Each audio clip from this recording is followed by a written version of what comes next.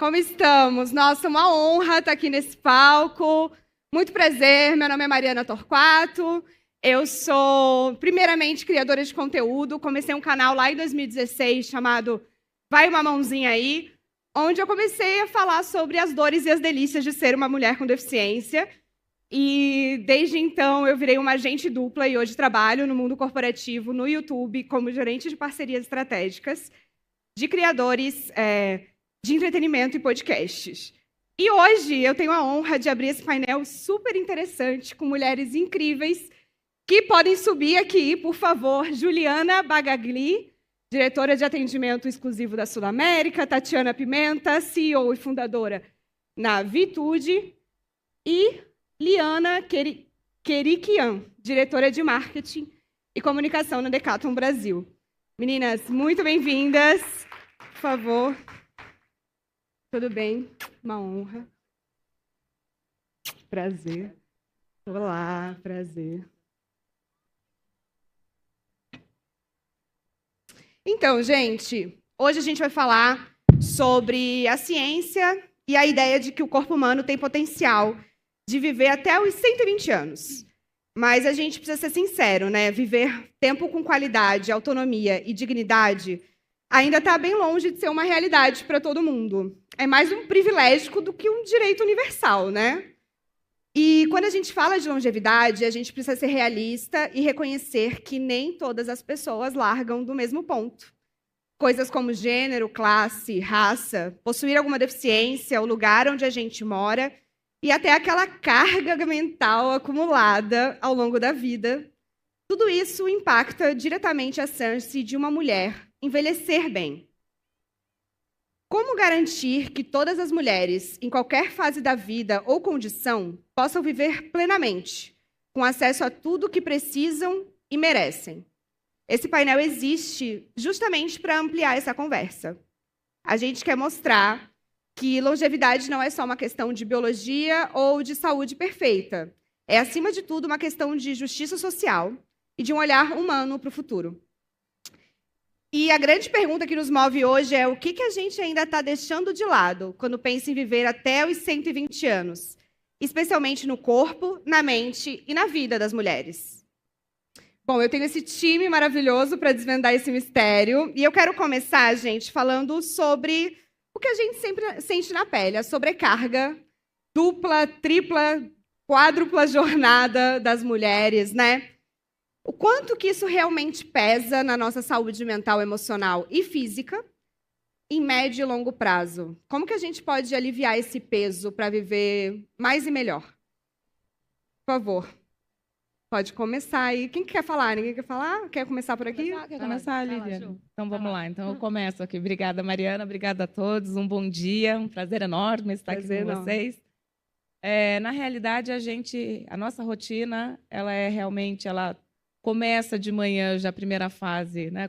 Principalmente quem tem filhos, já começa de manhã na correria com filhos. Enfim, a gente sabe que nossa rotina acaba sendo mais pesada, né, no nosso dia a dia. Mas eu acredito também que a gente tenha mais consciência hoje em dia do que uns anos atrás, né? Hoje em dia a gente começa a pensar no envelhecimento que não se pensava muito antigamente. Uhum. Hoje a gente consegue ter um pouco mais de lucidez, né, assim falando, daquilo que eu preciso fazer para a minha possibilidade do meu envelhecimento e daquilo que eu quero projetar um pouco mais. E é lógico que na nossa vida nada a soma, né, não é uma matemática exata. A vida, principalmente eu que trabalho na área da saúde, a gente sabe que tudo que a gente programa, o controle não está muito nas nossas mãos, né, no dia a dia. Mas algumas atitudes que a gente possa fazer e criar de rotinas para minimizar um pouco esses impactos, a gente acaba tendo um pouco mais dessa possibilidade, nessa maior lucidez e possibilidade de pensamento ao longo prazo. Eu acredito muito na nossa rotina mais saudável, alimentação, não tem nem o que dizer, a própria exercício físico. A Liana está aqui para trazer um pouco disso para a gente também. E as mulheres, nós sabemos o quanto que pesa, né, essa nossa faixa etária, a minha, principalmente a sua não, acho que a minha faixa etária, que a gente já começa a falar um pouco mais de climatério e menopausa, o quanto que isso vai impactando também, né, um pouco mais no nosso dia a dia e naquilo que a gente também quer trazer um pouco para essa rotina mais ao longo prazo. Perfeito. Não, mas a minha idade eu já estou com dor nas costas. Você não está entendendo. Por favor, Tati. Acho que tem um ponto interessante que a Ju trouxe, né, de hábitos. E quando a gente pensa em longevidade, a gente tem que pensar que o que faz com que a gente possa viver bem são hábitos saudáveis que vão nos permitir ter mais saúde à medida que a gente envelhece. Então, a gente está falando de boa alimentação, atividade física, uma boa qualidade de convívio social. Então, tempo de qualidade com as pessoas que a gente ama, tudo isso impacta. E aí, quando você me pergunta, né, sobre os diferentes lugares, tem muita diferença, né? A gente, na Vitude, por exemplo, faz alguns mapeamentos de saúde mental nas empresas que a gente atende. E é interessante ver que, inclusive, entre setores da economia, a gente tem muita diferença. Se eu olho para um varejo, por exemplo, eu tenho 5 vezes mais ideação suicida no varejo do que eu tenho em outros segmentos. Por que isso acontece? Porque eu tenho pessoas mais vulneráveis, que recebem menos, que vivem em lugares mais distantes, que passam 4 horas no trânsito.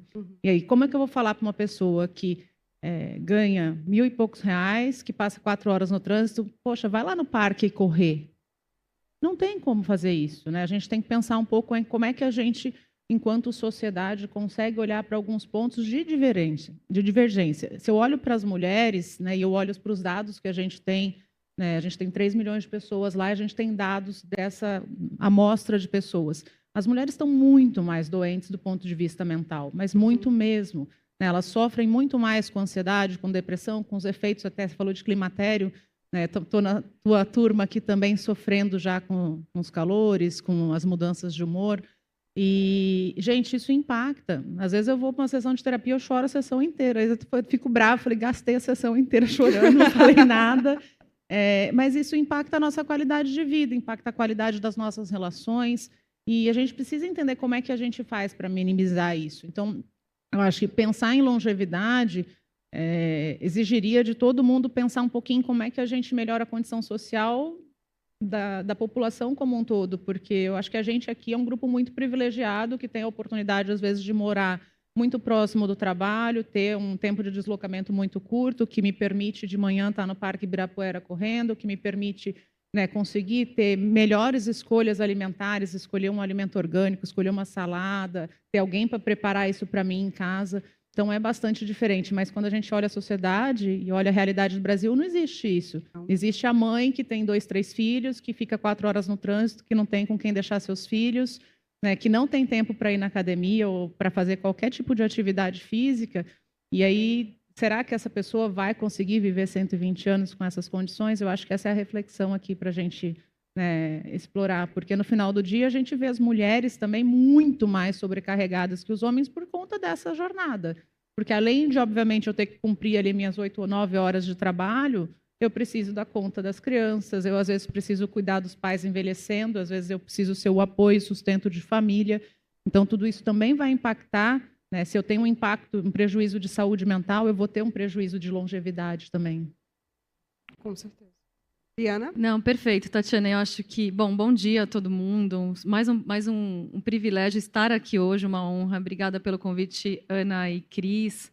É sempre um prazer para mim, rapidinho, estar aqui, porque eu fui muito impactada por esse projeto da Ana Paula na minha carreira, nessa rede poderosa de sororidade. Então, parabéns para todo mundo que está aqui e fizeram essa escolha de estar aqui hoje, porque realmente é um momento muito especial.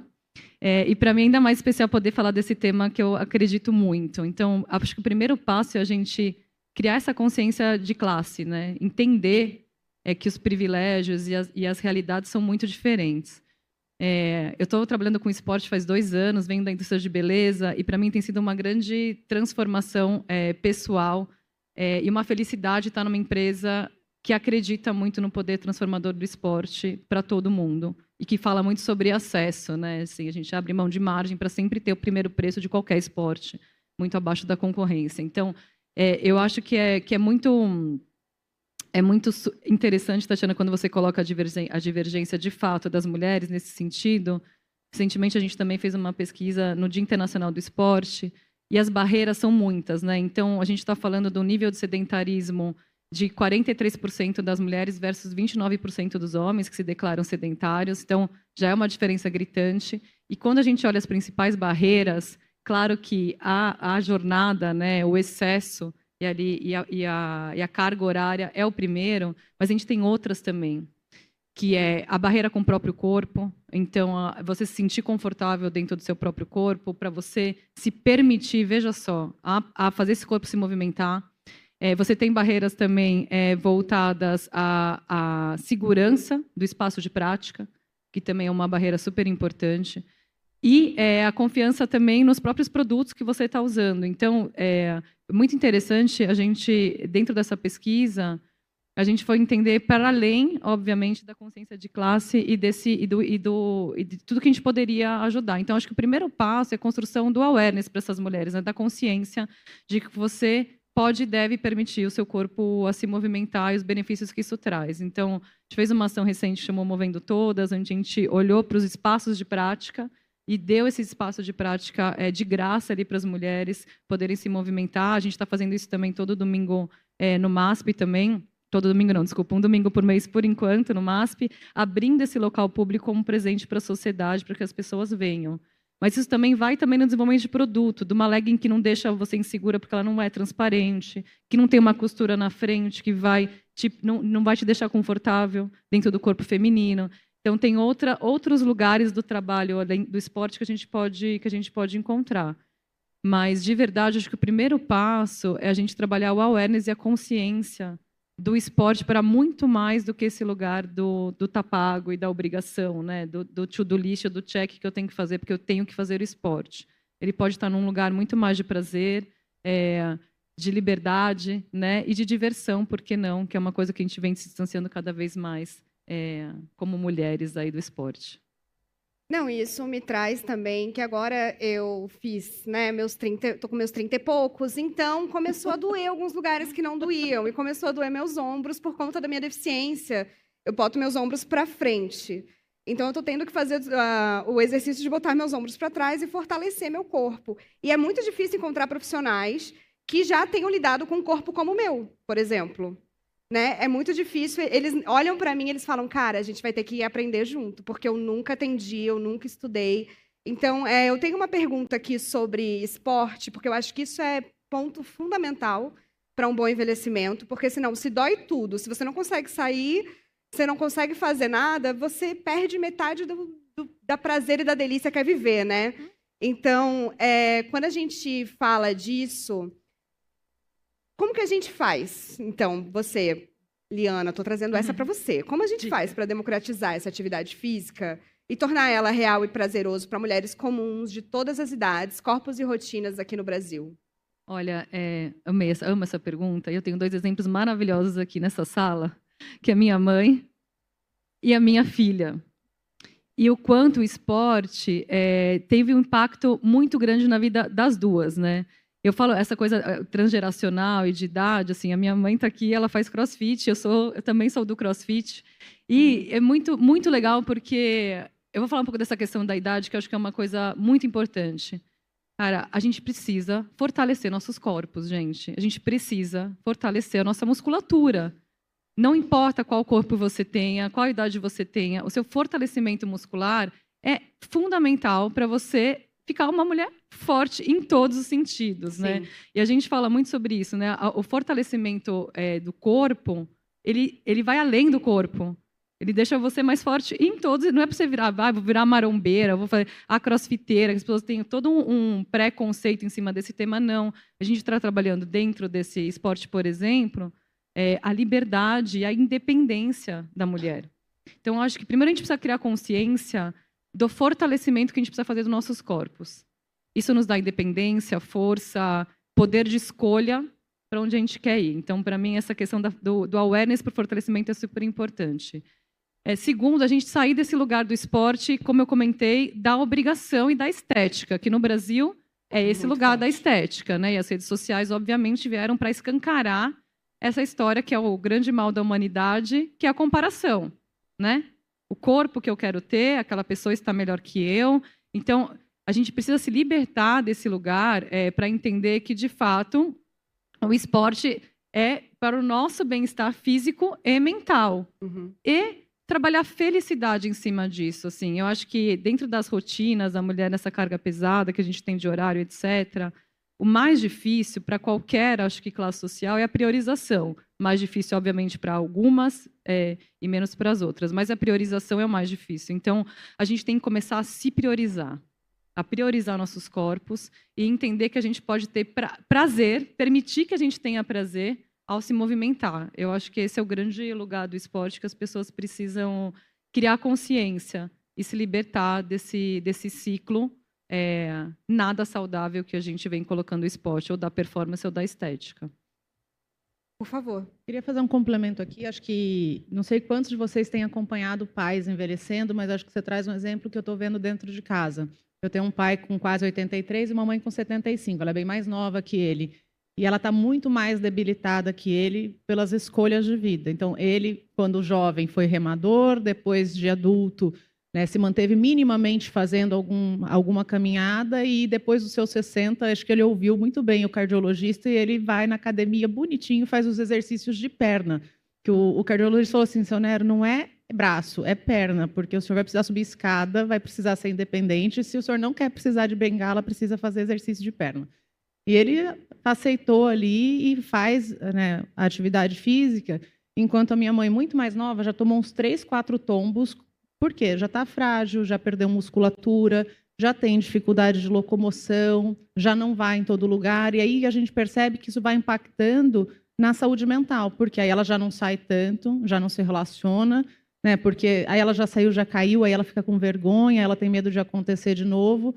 E isso vai distanciando, inclusive, os dois, porque aí agora ele quer viajar, ela já se priva disso. Então, acho que é uma coisa importante para a gente pensar que não é sobre estética, e eu acho que esse é o ponto importante, é sobre longevidade, é sobre saúde. Se a gente, né, quer envelhecer e vai precisar se locomover, vai precisar levantar da cama, vai precisar sentar numa cadeira, vai precisar agachar para pegar alguma coisa.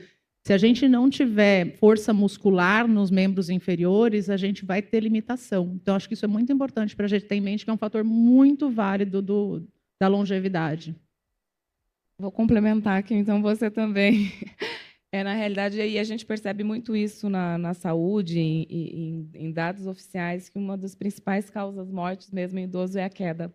Então, a gente sabe que esse fortalecimento da perna, principalmente, ele é essencial para evitar a queda, que a queda da própria altura acaba sendo um dos índices principais realmente de óbito de idoso. E eu tenho uma avó de 98 anos, né? Eu falo que as mulheres da minha família, elas vivem bem, assim. Minha bisavó morreu aos 94, a irmã aos 98, minha avó está com 98. Caramba. E assim espero me inspirar nessa. E todas lúcidas, bem, assim. E eu vejo a minha família sempre acaba encaminhando, ela mora no interior e ela acaba trazendo vídeos dela fazendo exercício de perna. Ela mora num sobrado e ela sobe ideia exatamente. Pois é, tem que levar a sério o leg press, né? Bora agachar. Mas pensando nisso, pode acho ser o agachamento em casa para quem não quer ir para academia. Nossa, odeio fazer agachamento. Para mim é tortura.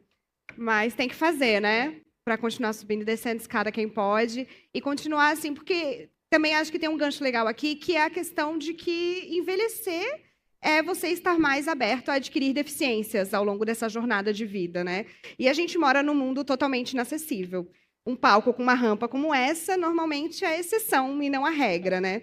Como é que a gente aqui, nos nossos lugares de privilégio dentro da sociedade, pensando no que como a gente age no dia a dia, pode fazer com que daqui 120 anos a gente tenha um panorama melhor para que a gente possa envelhecer, para que a gente possa ir e vir, independente de andar ou não, sabe? O que vocês pensam sobre isso? Como que a gente pode começar a construir esse futuro até os 120, sabe? O próprio posicionamento, né, Mariana? Volto a dizer, acho que hoje a gente é mais consciente de tudo que a gente quer construir.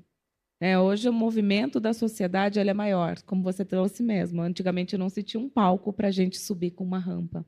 Sim. Os acessos hoje que a gente encontra ainda muito menores, né? A gente tem um espaço muito grande para crescer.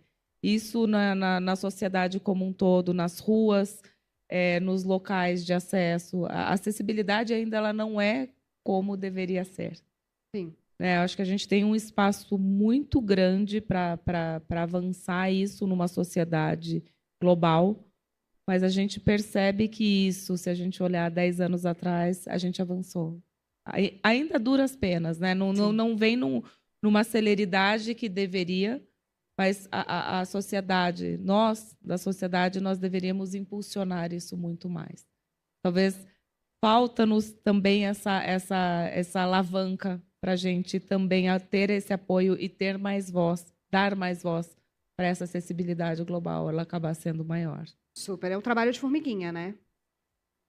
E eu acho aqui que é a gente tentar mover aquilo que a gente consegue. Cada uma aqui, por exemplo, as pessoas que vão estar no palco aqui estão à frente de grandes negócios, de grandes empresas que muitas vezes organizam eventos. Estava falando agora há pouco com a Carol Narra aqui, que está ali embaixo nos assistindo, e o quanto é importante a gente mostrar que é possível. Eu vejo isso porque, por exemplo, quando eu, como empreendedora, falo que é possível empreender sendo mulher no país, eu incentivo um monte de outras mulheres a arriscarem construir seus próprios negócios. Então, quando a gente mostra que é possível ter acessibilidade, a gente mostra isso para as pessoas. Por exemplo, na Vitude, a gente tem alguns eventos que a gente organiza ao longo dos anos. Um deles é um summit parecido com isso aqui, que traz mais ou menos 1.000 e poucas pessoas por ano. E todo ano a gente faz questão de mostrar que a gente quer ser acessível, que a gente quer ter. A gente tem a Carol e a Catinha aqui ajudando a gente a pensar e incluir como é que a gente faz isso, como é que a gente dá mais visibilidade. Já tenho alguns compromissos para o ano que vem, mas é isso. No lugar onde eu estou, inclusive de privilégio, à frente de uma empresa, como é que eu ajudo e como é que eu mostro para o mundo, porque não é tão simples. A maioria dos eventos que eu vou são homens brancos, os 50 a mais. Como é que a gente faz quando eu estou organizando um evento, quando eu estou organizando qualquer coisa, para fazer diferente e mostrar para o mundo, viu, assim que faz, ou é assim que é diferente. Eu acho que aqui é a gente pensar como é que a gente, nas nossas empresas, e todo mundo aqui vai sair, vai para as suas empresas, então como é que vocês levam isso também para cada lugar que vocês puderem tocar, do tipo, gente, vamos fazer diferente? Vamos ser mais inclusivo? Vamos falar mais desse tema? Vamos debater mais esse tema? Eu acho que esse é o ponto. Eu vou acrescentar só, perfeito, Tatiana, eu vou acrescentar só mais um ponto, assim, que eu acho que a gente tem que ser... A gente vai virar a chave quando a gente, de fato, entender que a gente precisa gostar de gente, né? Eu acho, ontem eu ouvi uma frase no almoço muito importante que assim a gente está aqui todos com o mesmo objetivo, né, no mundo, né? De evoluir como ser humano e de fazer parte de uma rede de amor universal. Eu acho que a gente só consegue construir com legitimidade esse olhar quando a gente entender o outro, não importa qual seja o outro, né? Quando a gente estiver aberto para entender necessidades, dores, ter esse olhar da empatia, mas legítimo, né? Sobre a nossa atuação na sociedade, seja no nosso trabalho, porque às vezes a gente, putz, não, esse é um tema tão quente no trabalho, etc. Também na nossa vida, né? E no nosso dia a dia. O quanto eu estou aberto para olhar para o lado, entender a realidade, a necessidade daquela pessoa, às vezes que convive comigo e que eu não faço a menor ideia. Então, eu acho que quanto mais a gente se abrir para o amor mesmo, ao outro, mais fácil a gente tem de se conectar e querer, de fato, fazer diferente. Senão a gente vai construir... mais uma coisa que a gente tem que fazer, que você tem que ficar atenta, não.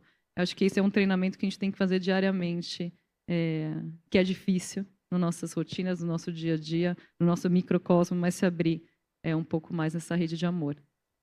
É isso, é não parar para pensar nisso só quando você está nesse local, sabe? É começar a olhar em volta e perceber os lugares que a gente frequenta, como a gente trata isso. Aos poucos a gente consegue, sim, sendo formiguinha, mudando essas coisas. Mas a gente falou muito sobre saúde. Eu queria falar um pouco sobre carreira, saúde mental, quem aguenta viver até os 120 anos, sabe? Se a gente vai viver tanto tempo, como que as mulheres podem reinventar suas carreiras, encontrar novos propósitos e se manter ativas e contribuindo em diferentes fases da vida, né? E como as empresas e a própria sociedade precisa evoluir e fazer para apoiar essa jornada de evolução e contribuição contínua, sem que a idade seja uma grande barreira para a gente continuar sendo útil e produzindo.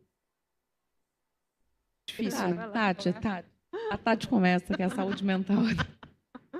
Eu acho que sem saúde mental não dá para fazer nada. Eu até brinco, a gente usa muito um lema que não tem futuro sem saúde mental. Então, se a gente quer ser longevo, passa por aí.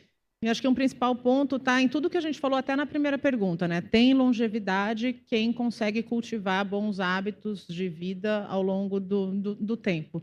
Então, atividade física, convívio social. Se a gente pegar a própria definição de saúde mental, né, da OMS, ela fala que é um estado de bem-estar, onde eu consigo, né, exercer as minhas atividades diárias, eu consigo me recuperar do estresse rotineiro e eu consigo ter as minhas práticas sociais. Então, a gente estava falando ali, quando um idoso se acidenta ou ele cai, ele acaba sendo privado de estar com pessoas, desse convívio, e acho que eu vou usar menos da minha experiência como Vitude, mais de uma experiência recente, que eu acabei de voltar de uma viagem ao Japão.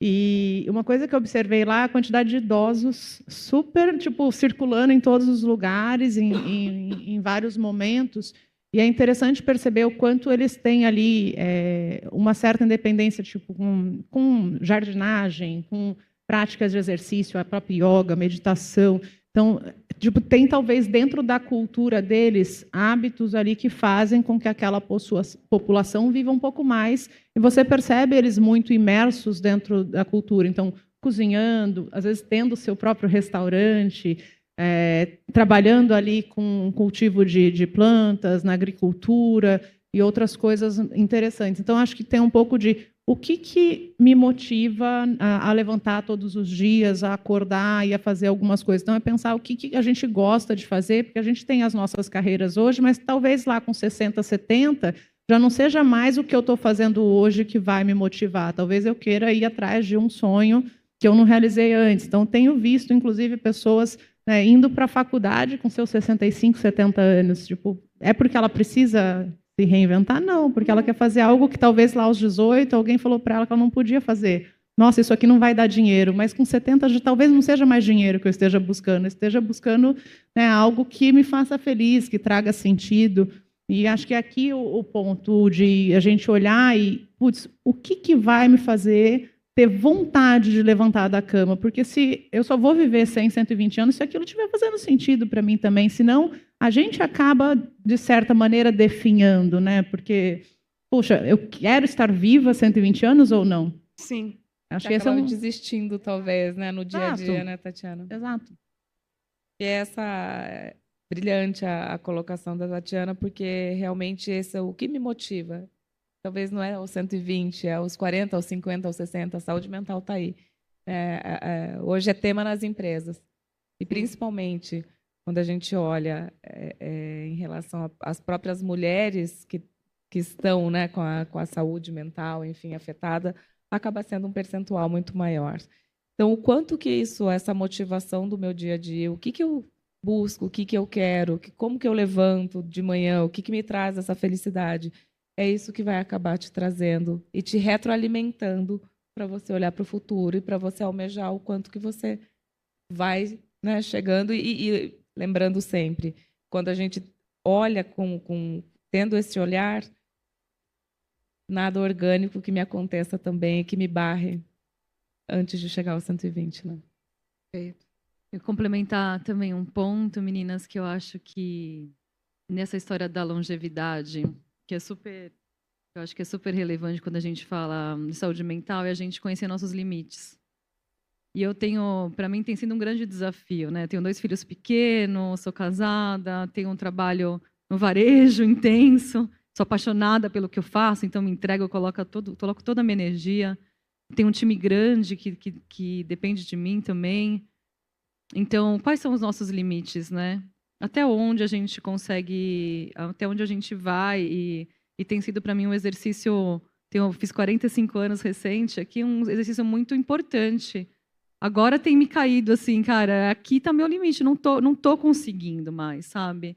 Então, e falar os nãos, a gente tem muita culpa, a gente estava falando sobre isso, né, Ju? A gente tem muitas culpas, eu tomei algumas decisões recentes que eu estou muito orgulhosa, que eu falei, não vou. Não dá, hoje eu tenho que priorizar minha família e ponto, entendeu? E a gente tem muito ainda culpa e receio sobre isso. Eu acho que a saúde mental tem muito da gente entender os nossos limites, saber falar não, e isso, claro, vem muito de uma maturidade, autoconfiança que a gente vem adquirindo, né, com o tempo. Então, se conhecer é muito importante. Mas sobre esse tema da longevidade na carreira, eu queria falar só um ponto que eu estou muito animada com esse tema, porque eu acho que as mulheres né, assim, desculpa os homens, mas a gente está um passinho à frente. Trabalho no varejo esportivo, né, um ambiente bastante masculino. Então, eu tô muito confiante que a gente tem um espaço enorme. Não importa a idade, se a gente entender a força das nossas características femininas dentro do mercado de trabalho. E se manter curiosa, gente. Para mim, assim, não é sobre idade, não é sobre classe. A gente tem que entender que a gente está numa sociedade e num mundo completamente em transformação e que a gente só vai se manter relevante se a gente for curioso e se manter atualizado e ampliar nosso repertório para muito além da nossa caixinha ali, o que a gente faz. Acho que isso, para uma longevidade de carreira, deveria ser uma receita, construção de repertório, né, gente? A gente precisa, e tudo constrói repertório, então a gente precisa estar sempre muito atenta e também estar muito confiante de que nós, mulheres, temos muito espaço ainda para ter carreiras muito longevas. Incrível. E para finalizar, gente, eu venho com uma pergunta um pouquinho mais cabeçudinha. Vamos falar sobre política pública. Se a gente sonha com um futuro de 120 anos para todos, quais seriam as 2 ou 3 políticas públicas mais urgentes e impactantes que o Brasil precisa implementar agora para garantir que a longevidade seja realmente inclusiva e justa para as mulheres, independente de onde elas moram e do seu contexto? Falei que era cabeçudinha. Vamos lá, então, né? Eu falei que eu não queria sentar do lado da mediadora. Brincadeira. Sabe que quando a gente fala em relação à política pública, e principalmente quando a gente fala das mulheres, a gente fala muito outubro rosa, fazer mamografia, vamos dizer. Mas a gente não olha a saúde como um todo, sabendo que as mulheres morrem muito mais de problemas de cardiopatia do que câncer de mama. Então, quando a gente olha para a saúde, né, e buscar olhar para da menstruação à menopausa, o que causa, olhar a mulher muito mais por completo e ter uma saúde pública muito mais voltada, né, políticas voltadas à saúde da mulher e olhando ela como um todo e acaba englobando, né, não só a saúde mental e não só a mamografia, que a gente fala muito do Outubro Rosa, mas a gente tem outras cardiopatias também que são muito relevantes na saúde da mulher e que isso quase não é falado. Uhum. Né? Porque quando você olha a mulher, principalmente e nos estágios da vida que você não cuida, né, do estresse, da ansiedade, de todo o desenvolvimento que ela tem para que ela envelheça melhor, por perdas de hormônios, por cuidado, que eu não faço exercício, que eu não me alimento bem, mas eu tenho uma parte preventiva de saúde que eu também acabo não acompanhando. Então, uma política pública muito mais voltada para um cuidado da saúde feminina, isso eu colocaria em pauta. Perfeito. Tirar a lente masculina de toda essa questão de... Porque, na realidade, acabam sendo muito mais homens que fazem a nossa política. Né? E esse olhar, né, o corpo acaba sendo muito diferente. E os nossos hormônios que nós carregamos ao longo da nossa vida, isso é pouco falado. Sim. E o quanto que isso impacta, né, na perda de sono, no outro dia, na rotina. Isso quase a gente... Hoje em dia, esses tabus começam a ser quebrados. Como que a gente começa a trazer isso muito mais à frente, trocando nossas lentes e trazendo mais luz para esses assuntos que são um pouco mais velados hoje em dia? Perfeito. Tem coisas interessantes que eu acho que... Primeiro, que a gente precisa de mais representatividade. Comentei na pergunta anterior que eu tive no Japão, e eu tive num evento de empreendedorismo feminino lá. Em uma das palestras foi a Jacinda Ardern, que foi a primeira-ministra da Nova Zelândia, que fez uma palestra sendo uma das mais inspiradoras que eu já ouvi na vida. E ela falou muito desse lugar de representatividade. Ela foi a terceira primeira-ministra mulher lá da Nova Zelândia, e o quanto que ocupar esse espaço é importante para que você possa pensar a mulher dentro da sociedade. Se eu só tenho o homem fazendo, né, a regulamentação de um país, criando as leis, ele vai sempre olhar pela ótica dele, pelo ponto de vista dele, e não olhar ao todo. Quando você tem mulheres, né, dentro da política, dentro dos ambientes legislativos, você tem um pouco mais de abertura. Então, para mim, a gente precisa garantir que mais mulheres tenham interesse pela política e queiram ser parte disso, e talvez, às vezes, a forma como é feita, até a mesma corrupção que eventualmente existe, afasta a gente desses meios, mas é possível, e a gente tem visto muita gente fazendo coisas legais. Eu estou muito próxima da Maria Reis, que é deputada por Pernambuco, né? Ela ajudou a criar uma lei de saúde mental no ano passado. A gente tem a Tabata Amaral aqui também, né? Uma frente de saúde parlamentar voltada para a saúde mental, puxando uma agenda de dignidade menstrual incrível também. A gente tem muitas meninas, adolescentes que deixam de ir para a escola por não terem absorventes, né? A gente não tem, talvez, essa ideia. E, para mim, a gente precisa ocupar mais espaços dentro do ambiente político para que a gente possa puxar esse tipo de pauta. Imagina que para a Tabata puxar uma pauta de vamos precisar dar absorventes para meninas de comunidades carentes não seja algo tão simples de ser passado numa Câmara onde você tem maioria de homens. As pessoas falam, mas por que eu preciso ser responsável por isso? Quando a gente fala de saúde mental, né, em diversas esferas, as pessoas perguntam, não, mas isso é questão do indivíduo. Por que uma empresa precisa falar de saúde mental?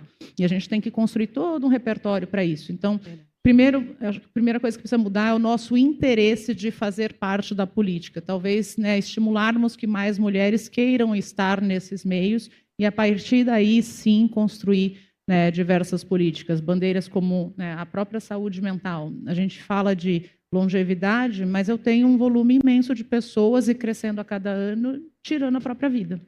A gente tem passado aqui no Brasil, a gente tem piorado os indicadores de saúde mental e os índices de suicídio têm aumentado cada vez mais e eles estão incrivelmente maiores entre adolescentes. Eu estou falando de viver 120 anos, eu tenho gente de 14 anos cometendo suicídio. E entre idosos. Então, a faixa produtiva, que é quando a gente está no mercado de trabalho, parece, a gente fala muito de estresse quando está trabalhando e tal, mas é a fase que mais nos protege dessa falta de perspectiva, que é quando eu envelheço e eu não tenho mais a minha profissão, não tenho mais a minha carreira, e eu perco aquela identidade, porque eu sou a Tatiana da Vitude. E quando eu não tiver mais a Vitude, eu sou a Tatiana de onde, né? Sabe, essa coisa de falta de ligação. Então, e talvez até o que eu tenha visto na minha viagem foi isso. As pessoas têm outras motivações para além só das suas profissões, das suas carreiras e de onde elas estão, né, conectadas, mas eu sou a Tatiana e eu tenho coisas que me agradam. Então, pensando em política pública, eu acho que mais mulheres dentro do ambiente político, e a gente escolheu algumas bandeiras que nos limitam lá na entrada. Porque se eu não consigo ter sequer absorvente para eu ir para a escola, puxa, como é que eu vou falar de longevidade se eu já estou travando aqui quando eu tenho 10, 11 anos de idade, né? Sim. E você sabe, Tatiana, é super interessante também esse ponto. Nas nossas pesquisas também, nos dados que a gente olha, 47% das meninas param a atividade física entre os 11 e 17 anos. Metade das meninas param a atividade física. Isso é um número gigantesco. Então, quando a gente fala em política pública, para mim, em primeiro lugar, é o acesso ao esporte na educação pública. Isso, para mim, assim, vocês secretários de esporte, ministros de esporte estão olhando para a gente, adoraria que estiverem escutando, porque, assim, a gente não está falando só de um benefício... É tão mais amplo, se a gente entender de fato, se o esporte na educação ele tem um outro papel. Você vai falar sobre disciplina, você vai falar sobre saúde física, você vai falar sobre saúde mental. Sim. Epidemia da solidão a gente está vivendo. O esporte tem esse lugar, para além de tudo que a gente já falou aqui, de união de uma comunidade, você fazer parte de um grupo, né? E quando você fala do recorte das meninas, por que elas param?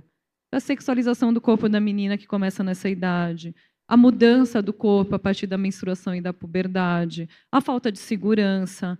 E também tem a questão das telas que a gente precisa olhar, né? Assim, também para isso, que é exatamente no momento onde que, de fato, as meninas deveriam começar a ter acesso a esse tipo de tecnologia. Então, para mim, o esporte ali na saúde pública é fundamental para que a gente consiga evoluir como sociedade, começar a tratar a causa raiz de como a gente coloca o esporte no Brasil. Gente, muito obrigada. Eu adorei o papo. Espero que vocês tenham gostado. Infelizmente, a gente precisa acabar, mas muito obrigada.